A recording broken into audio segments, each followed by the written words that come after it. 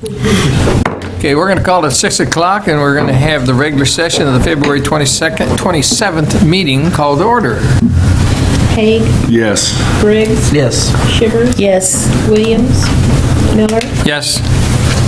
First item on the agenda is approval of the minutes of the February 13th regular session. I move to approve the minutes, February 13th. Second. Haig, Yes. Briggs, Yes. Shivers, Abstain. Miller. Yes. Next item on the agenda, we're going to have a public hearing, and I move that we open the public hearing. Second. There you go.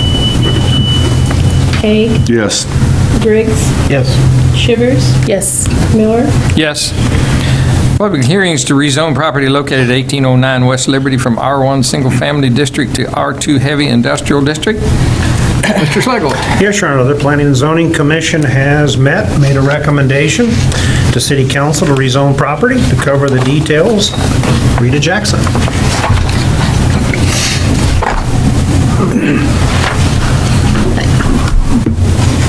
Good evening, Council. This public hearing concerns a request from Dennis Mommons of Mommons Heating and Cooling to rezone their property located at 1809 West Liberty from R1 Single Family District to I2 Heavy Industrial District. If you can see on the attached map here, in the area that's highlighted in blue, this property actually abuts I-2 to the north of the rezoning. And what you have on the east is residential property, and to the west, you have the ball fields and St. Brendan Cemetery. The owner of the property is requesting to rezone the parcel to I-2 Heavy Industrial to build a new, larger facility for their business, which is currently located at 1320 Paris Road. Plans are to build their new building on the north side of the rezoned property. Currently, there is a single-family dwelling located on this property. The city does have plans to, it is in our demolition program, to be demolished within the next month or so. Division 3, the Heavy Industrial District regulations basically states that you can build no residential single-family dwelling in an I-2 zoning. The city comprehensive plan shows this area as neighborhood, business park, low to a medium density residential mix. Secondary use would be public or privately owned parkland and public or semi-public facilities. Notices were sent to 31 surrounding property owners within 300 feet of the requested rezoning. The city received no verbal or written correspondence. The day of the Planning and Zoning Commission, we did have one gentleman that lived on South Mississippi that attended the meeting. His questions were just generally questions regarding the facility, the building that was going to be there, and they were answered by the owners.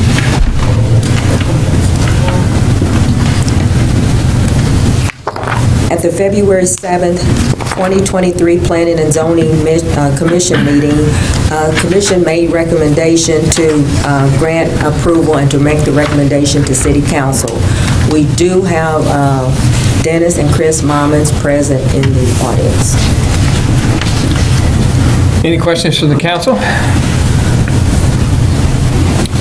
If none, this is a public hearing. If you'd like to make a public comment, please come to the podium, state your name and address, and you hold your comments to 3 minutes, please. Seeing no one coming forward, I move we close the public hearing. Second. Haig, Yes. Briggs, Yes. Shivers, Yes. Williams. Yes. Miller. Yes. Next item, new business ordinances. Bill number 2023-08, an ordinance rezoning property located at 1809 West Liberty and amending the district map referred to in section 42-205 to the Code of the City of Mexico, Missouri zoning to I-2 Heavy Industrial District 2 readings by title only and passage. Mr. Slagle. Yes, Your Honor, the rezoning was discussed just in the previous hearing. Staff would recommend the council proceed with 2 readings by title only and passage of the attached ordinance, and the ordinance has been posted its required length of time. I move for first reading of bill number 2023-08. Second. Haig, Yes. Briggs, Yes. Shivers, Yes. Williams, Yes. Miller, Yes. Bill number 2023-08, an ordinance rezoning property located 1809 West Liberty and amending the district map referred to in section 42205 of the Code of City of Mexico, Missouri zoning to I-2 Heavy Industrial District. I move for second reading of bill number 2023-08. Second. Haig, Yes. Briggs, Yes. Shivers, Yes. Williams, Yes. Miller, Yes. Bill number 2023-08, an ordinance rezoning property located 1809 West Liberty and amending the district map referred to in section 42205 of the Code of City of Mexico, Missouri zoning to I-2 Heavy Industrial District. I move for passage of bill number 2023-08. Second. Haig, Yes. Briggs, Yes. Shivers, Yes. Williams, Yes. Miller, Yes. Next, new business, resolutions, bill number 2023-09, a resolution accepting an easement for public roadway and utility purposes for the Berkshire Estates LP for the Mars Street Extension Project in Mexico. Mr. Slagle. Yes, Your Honor, this is the permanent road easement of a small area that we needed to complete this road extension. To cover the area and the details, Drew Wilford.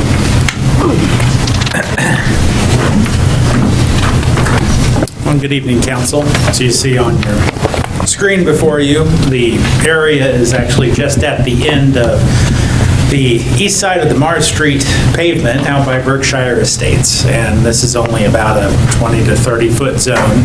We did ask Berkshire to secure this, and the delay was actually due to having to go through the Missouri Housing Commission, MHDC. I apologize if I forget the acronym off the top of my head here. But they did secure that, and they obtained approval, and they have provided that easement to the city. And again, this is for the actual road and utility purposes at this point. So this is not a temporary easement. This will be a permanent easement. And if I may, I'll go ahead and provide a quick overview as well for the next item, if that would be acceptable, because they both actually are somewhat tied to one another here. And that item is the resolution for authorizing the city manager to sign a contract with Emery Sapp & Sons for the Mars Street Extension Project. This construction project will extend Mars Street to connect over to Route J, or Agricultural Street. It's about a 400-foot extension. City of Mexico did advertise in the Mexico Ledger on January 14th, and the open bids we actually received, this is quite a very competitive process. We received 7 contractors interested, with Emery Sapp & Sons being the low bid at $186,779 even. We have $210,000 budgeted for this project in the 2022 to 2023 fiscal year. And we have contacted Emery Sapp & Sons to clarify a few items, and everything seems in order with their bid. So we would recommend proceeding with Emery Sapp & Sons, and thus we would recommend proceeding with the reading by title only for the resolution accepting the easement from Berkshire Estates, and also the resolution for signing contract documents with Emery Sapp & Sons. If you have any questions, I'll be happy to answer. I just have one, it's not a question, comment. So we put the chicken before the hen because we already signed this all out, but we didn't have an easement yet? Is that? It was parallel. We weren't going to bring this before the council for the bidding process without the easement. So it would not have been the cart before the horse or the chicken before the egg. Okay, well, I thought we did a study a while back, though, and we paid for that. Didn't we do a study on that to make that happen, engineering study on the road? And to bid it? we did a design on the road. Right. I'm sorry, I may be missing. We spent money to get ready to do this, right? But we didn't have an easement yet. We did we did the design and paid the consultants for that. That is correct. I understand what you're saying. Yeah. That's correct. I'm glad it worked out, but At the time, we had approached Berkshire and Ken McHugh, who is the owner. This little portion of ground was actually not a known factor until very late in the process. Okay. This is somewhat of a miss whenever Mars Street was actually originally platted. This little section was not included, and that was discovered during the consultant's work. And so we ended up having to ask for this, I believe, in December, if I remember correctly, and that's very late in the game here. So my apologies, it does seem like the cart got before the horse, but this was kind of an unknown factor in the design. all right. Thank you. We had a bridge planned. We had a bridge planned. You had a bridge plan? If they didn't give us that either. Over. Pleasure of the board. I move for first reading of bill number 2023-09. Second. Haig, Yes. Briggs, Yes. Shivers, Yes. Williams. Yes. Miller. Yes. Bill number 2023-9, a resolution accepting an easement for public roadway and utility purposes from Berkshire Estates LP for the Mars Street Extension Project in Mexicville, Missouri. I move for passage of bill number 2023-09. Second. Haig, Yes. Briggs, Yes. Shivers, Yes. Williams, Yes. Miller. Yes. Next item is Bill number 2023-10, a resolution authorizing the city manager to sign contract documents with Emery Sapp & Sons Incorporated for the Mars Street Extension Project. And we just got that, so are we ready? Mm-hmm. It's your pleasure, board. I move for first reading of bill number 2023-10. Second. Haig, Yes. Briggs, Yes. Shivers, Yes. Williams. Yes. Miller. Bill number 2023-10, a resolution authorizing the city manager to sign contract documents with Emery Sapp & Sons Incorporated for the Mars Street Extension Project. I move for passage. Second. Haig, Yes. Briggs, Yes. Shivers. Yes. Williams. Yes. Miller. Yes. Bill number 2023-11, a resolution authorizing the city manager to execute an extension to the city on-call maintenance service agreement with Plan B Development. Reading by title only and passage. Mr. Slagle. Yes, Your Honor, this is a renewal of an existing agreement. In fact, this is the second renewal. We cover the details of the agreement. Once again, Drew Welford. Council, this is renewal for our on-call contractor services, which would be anything that would have to deal with construction itself. So this differentiates it from the consulting services that we also have on the docket for the evening. Plan B Development, located here in Mexico, Missouri, has been our on-call contractor for a number of years now. We're happy with their work. We did conduct a review of their work on I believe it was January 25th, if I recall correctly. Yep. And actually, I apologize, that's the date the original document was created. We've conducted the review somewhat recently, and we were satisfied with their product. They have been very good to work with. They have shown time and again that they are interested in doing what is best for the city. And with that, we would highly recommend continuing service with Plan B Development. This is the second renewal, so this will be the last renewal before we put out a request for proposal for additional services. That will be next year. With this, there are no hourly rate changes, so it's important to note that no increase in this year's rates for Plan B Development. If you have any questions, I'll be happy to answer.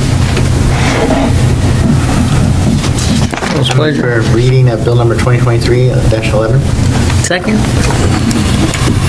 Haig, Yes. Briggs, Yes. Shivers. Yes. Williams. Yes. Yes. Miller. Bill number 2023-11, a resolution authorizing the city manager to execute an extension to the city's on-call maintenance service agreement with Plan B Development. I move for passage of bill number 2023-11. Second. Haig, Yes. Briggs, Yes. Shivers. Yes. Williams. Yes. Miller. Yes. Bill number 2023-12, a resolution authorizing the city manager to execute an extension to the city on-call engineering service agreement with Bartlett and West Incorporated. Reading by title only and passage. Mr. Slagle. We'll go straight to Drew. And this is the follow-up to that. This is our second on-call consulting renewal. We had one prior with engineering surveys and services. This is with Bartlett and West, who has worked with the city for a number of years as well. And we also conducted a performance review with them in person here at City Hall and deemed that their services also met city's criteria here for performance. And They did submit an updated fee schedule. With that, there is about a 6 to 7% increase. However, that is in line with what we are noting throughout the industry. So we would recommend that we pursue another renewal with Bartlett West. Again, this is the third renewal. I'm sorry, this is the, would be in the third renewal option. Yeah, my apologies there. If you have any questions, I'll be happy to answer them. It's your all's pleasure. Make a motion to read bill number 2023-12. Second. Hay, Yes.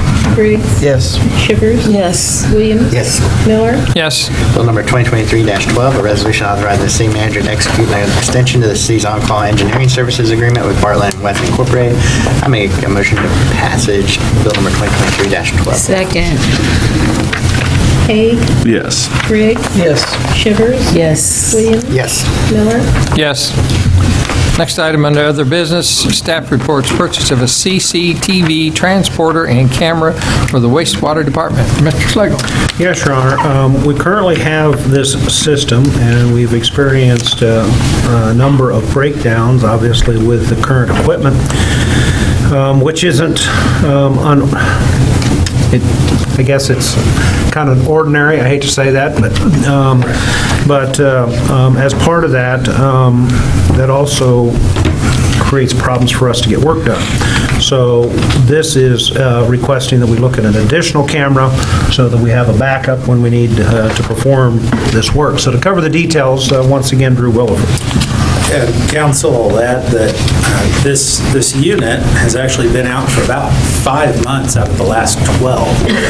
What we've ran into is an excessively long repair time. And so we reached out to other entities who use cameras, that include cities and contractors, and what we found was this is very common because they're in a corrosive environment, because they're dealing with vacuum seals, because of a lot of different items. These things go through quite a bit of wear and tear. And the answer that was consistent was, well, we go to our backup unit whenever our primary unit goes out. We don't have a backup unit. And so we looked at this a few different ways. Would it be better to pursue a whole new system and get rid of this one and hope that it works better, or go with pursuing a backup unit? And after looking into it, our recommendation is we pursue that backup unit. So this is somewhat of a two-part purchase because it has to integrate to our existing system. And I meant to have the transport unit here for you tonight. I apologize. I'll try to get some pictures of that unit. You may have seen it before, but if not, we'll make sure to have it on the Public Works work session. And in essence, this is a two-part purchase with the transporter itself. So you can think of the wheeled unit. That also has an articulating arm, and it allows the camera then, which is the second part of the purchase, to actually look at and inspect whatever is in the main, whether we're looking at a lateral, whether we're looking at an offset or a blockage itself. Those are the two critical components here. We reached out to Elliott Equipment, who is the vendor that we purchased the camera system from, for a quote for these two items.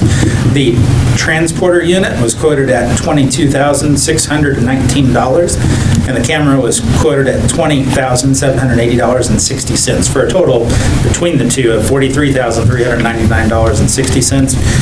As you may recall, we were unsuccessful in obtaining the ARPA grant for wastewater, and so that $150,000, which was going to be allocated for it out of this year, we are reallocating to other projects, and we had a prioritized list developed.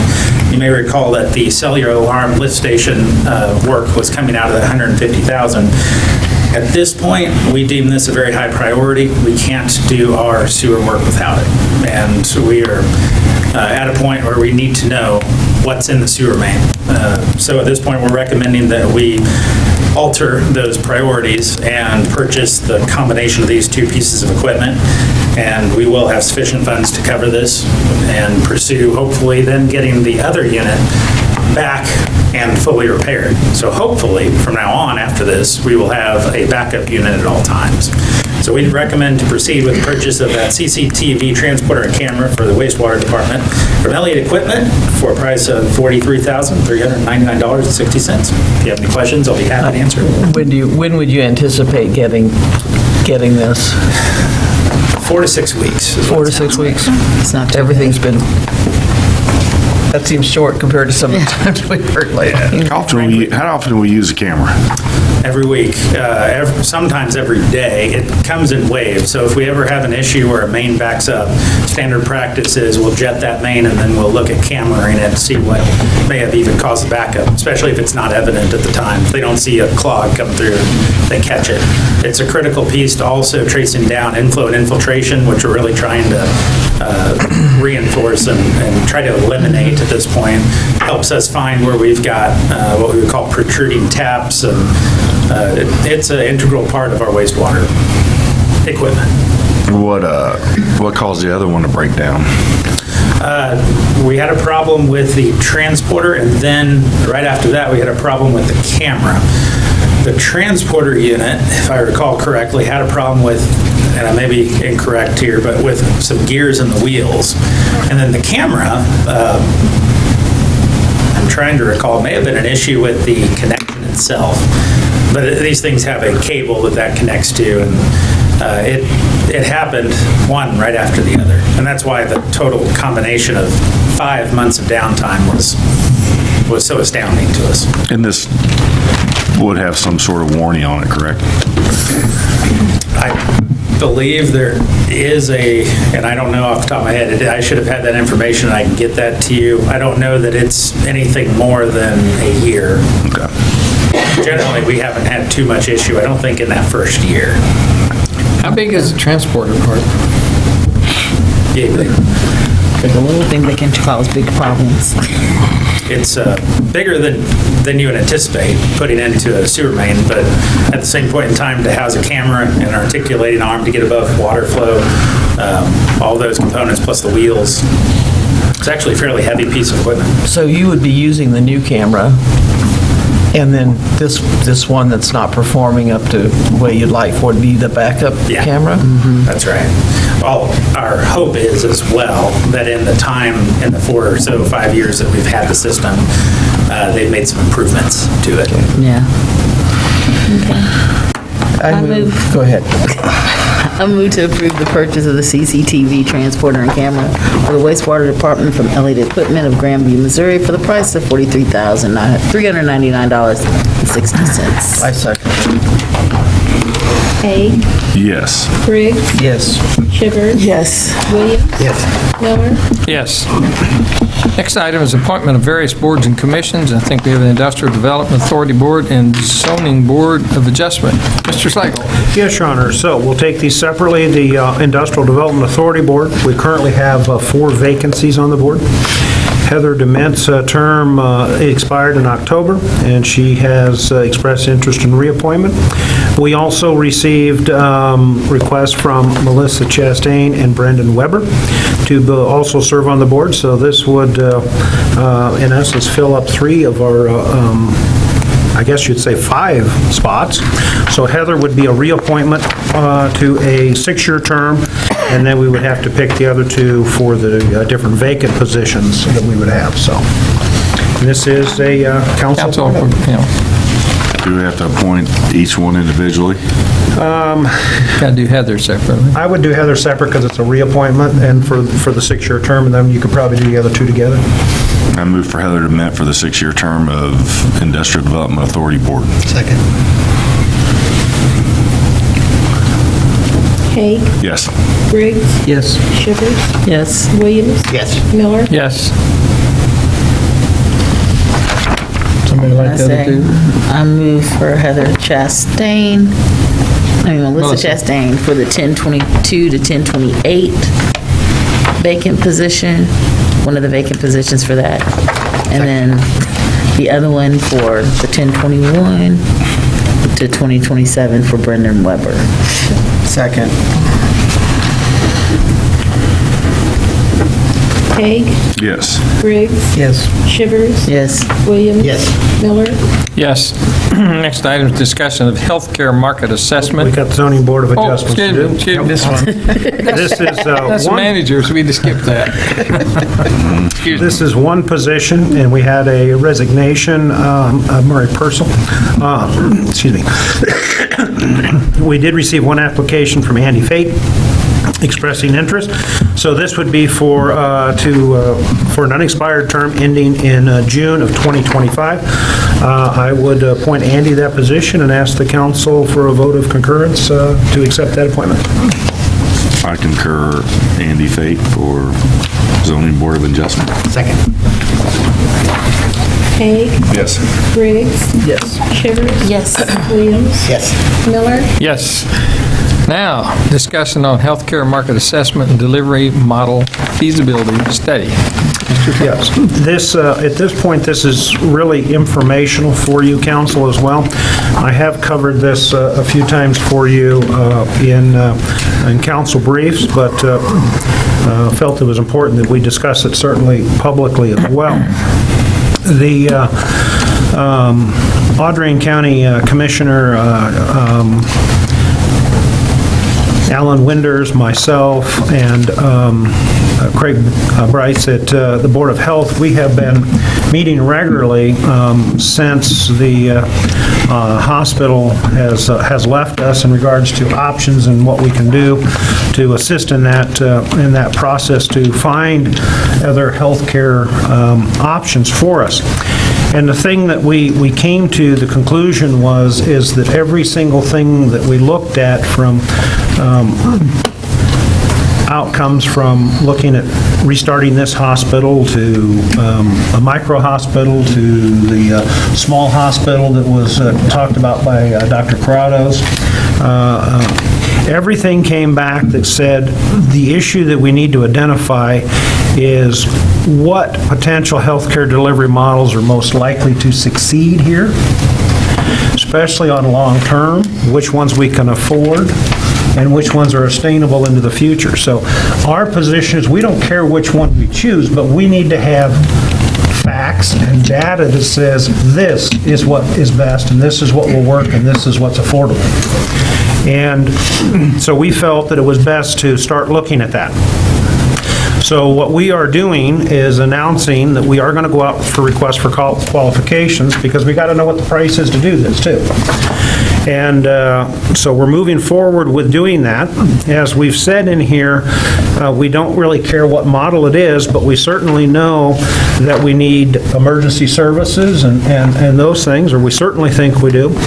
And whether this is a rural hospital, a critical care, remote campus, whatever this will tell us what is most best and important that we can do and afford and pay for.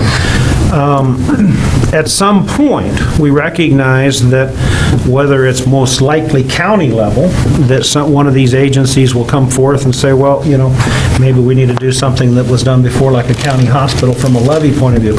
Well, before we can answer that question in regards to, are you willing to support a levy, it's will this model work?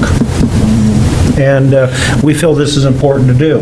And so we're really announcing that we want to go out to do this. We're hoping to get your support that says this is what we should be doing.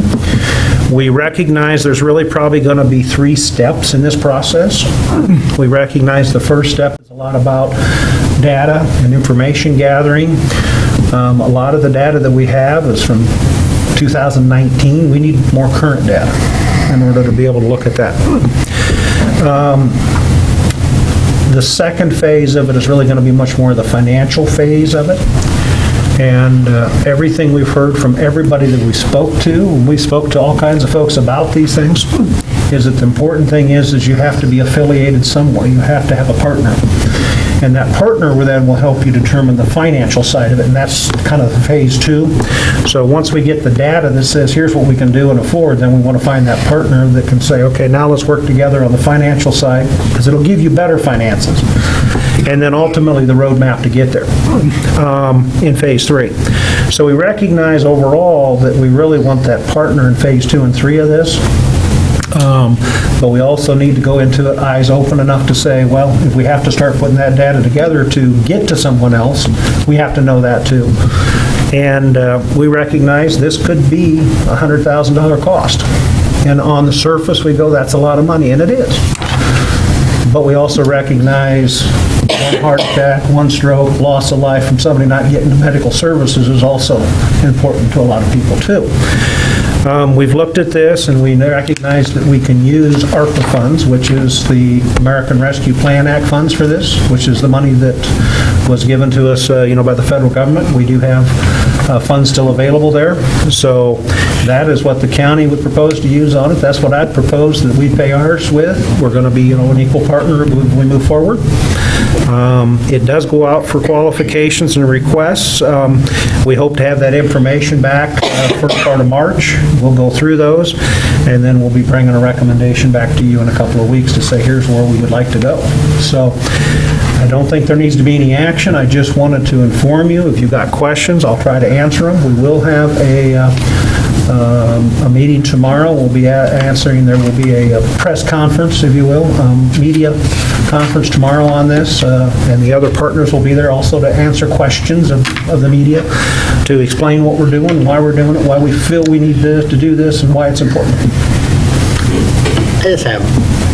I got a couple comments. One is, when you mentioned the tax levy, I can tell you from my job, right, and we have a lot of older people that work there. I have no doubt that we got the support of the community to put a levy back on or whatever, if it's for the right thing, and a lot of them read the article in the hospital thing, and they're like, this is a big old hospital, 44, they're like, we didn't even have 44 beds at Audrain, they're like, we need something that's gonna fit us. So I'm glad that we're doing this. I really appreciate the fact we're doing this. And the second is, have we reached out to MU, Boone and them, and see if they would be interested in, because I'm just gonna say, if we just get some other lollygag group in here, how are you gonna get doctors and nurses that got screwed over with the last group? I think you're gonna have to have somebody you got trust in. MU's not going anywhere, Boone's not going anywhere, Blessings isn't going. I'm just wondering if we've reached out to them. We recognize that those are the two parties that are most likely to be the affiliate. And in our initial discussions with them, they need this information to make an informed decision. So we have been, that's what So, we'll do, yeah. yes, so it's kind of saying, hey, you do this, then let's see the numbers. Sounds awesome. Any other discussion? If none, let's pay the claims. Make a motion to pay the bills? Second. Haig, Yes. Briggs, Yes. Shivers, Yes. Williams. Yes. Miller. Yes. Next item are comments. Start with the council. Start with Mr. Haig. I'm good at this time. I'm going to pass. Mr. Wade. Actually, I'm just going to make a comment about public safety. I forgot to last time, but one of our workers went missing, and public safety, the county, they really tried to find him. I think there's more to it, but he's back home, he's safe. But then right after that, we had a suspected stabbing in that same apartment complex. It turned out not to be, but they were all over it. They let us know at the store for our safety. It was very professional, and just appreciate what you guys do out there. It's scary times sometimes, and they're looking out for us, so I appreciate that. Great. Mrs. Briggs. Well, I'm glad to hear we're moving forward on the hospital study, and I hope it all turns out well for us. Other than that, I have nothing. I agree with the hospital, and just saying, for those of you who missed it, there was an amazing gala on Saturday night, and it was well attended, and seeing some of the people in our community who are over 80 dancing, having fun. Oh, I have some videos I can show you later. But it was really amazing, and they appreciated it. So it was a great way for us to celebrate the accomplishments of blacks in history. Mr. Schlegel. Your Honor, a couple of different things. First being, a couple of weeks ago, we had a question about urban chickens. And we've updated the information regarding, Mexico's ordinance, and then we, thanks to Rita's staff, they went out and got a bunch of information about other populations and what's out there and around us and so on, to give you kind of a picture, a snapshot of what's out there. So the question here at this point is do you wish to schedule some kind of a work session to discuss this further? Do you wish to send a recommendation to planning and zoning? It would have, if there's an ordinance change, you'd have to start there. But here's the information. Where do you guys want to take it from here? I guess is our question to staff. It already looks like we can, is this just saying people can have chickens, right? Well, yes, they can. It's the 200 Yeah, but it's almost, Yeah, but it's limited almost, according to the ordinance. it's almost impossible for them to have chickens. They're 200 feet from somebody's, compared to those other ones. I read some of the others and thought it looked like to me we just needed to revisit ours. I think our yardage is a little bit great in comparison to other towns around us. The limit on chickens, we probably need to limit them, females only. But the pens or the cages need to be, 200 feet's not feasible in town. And, this is a time when food's expensive and, there's people who want to do it. I think it's worth us looking at. That's my opinion. I think we need a work session before we send it to zoning. Okay. That's my, All right. because there's things I'd want to change, because Well, at least you can give them something to look at, some thoughts and parameters to say, hey, look at these things. So, okay, we'll bring it back as a work session. Okay. All right. Next thing is we do want to introduce a couple of new hires this evening. We have Dennis Hotchins, that's our new building official. And Rita, I'm going to turn to you to make a few comments and give a proper introduction for Dennis. Okay, as stated, we do have a new building official. His name is Dennis Hotchins. He's been with us about 2 weeks. He comes with, we feel, a very high skill set in the area of zoning and construction plan review, building permits, inspections. We're overloaded. We're welcome to have him, and he's been working last couple of weeks. They were actually, he was there today with your big guy and improving our stuff out of the store, and they were very professional, and I appreciate that, so. I think we have a great team together. They work well together. were you in code? They didn't shut me down. The drive-through's also. Okay, we also introduce Amy O'Brien this evening. Amy is coming on as our Economic Development Director. She comes with us very, very highly experienced with a lot of areas in business development, marketing, integrated services, recruitment, contract, construction management. So we're very happy to have her, very highly qualified for what we've asked her to be and do for us, and we're very happy to have her as well. Well, we're happy to have both of you, aren't we, council? Yeah, we are. Okay, public comments. If you'd like to make a public comment, please come to the podium, state your name and address. Try to hold your comments to 3 minutes. Floor is open. Seeing no one come forward, I move we adjourn. Second. Hay, Yes. Briggs, Yes. Shivers, Yes. Williams. Yes. Miller. Yes.